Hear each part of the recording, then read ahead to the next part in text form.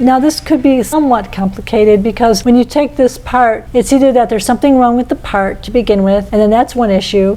And then the second issue, which could make it more complicated, is that it couldn't be fixed. Now, is that the issue, that this part had a regular wear and tear problem with it and that the service couldn't fix it? Or is it that the wear and tear was completely unreasonable and the customer was negligent? Or is it somewhere in between?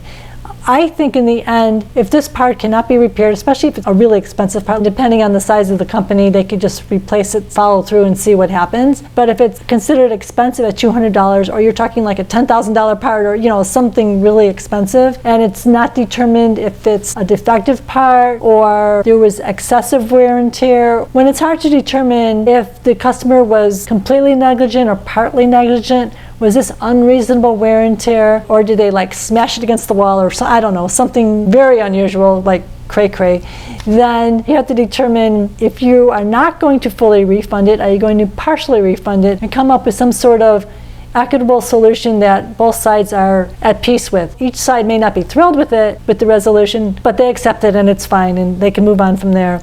And sometimes in those kinds of cases, sales reps may or may not get involved in order to establish some sort of future either contract or agreement or invoice for another part or service or something else like that going forward. And also, it would help if this customer is going to rent that piece of equipment again. This is in the case of rental equipment. That has its own kind of issues. But in any industry, going forward is to keep in contact or communication with this customer and ask them how the product is working, and you'd like to know for your own self, for your own inventory, to see how this is working. I think in the construction industry or other industries where there's a really close relationship between the sales reps and the customer, or other people and the customer, maybe they actually go out on site and visit and see what's going on, and the customer will actually probably like that because it's a lot of personal service. Together they can resolve to see if this is a real defect with the product, or maybe they're not using it right possibly, or something else.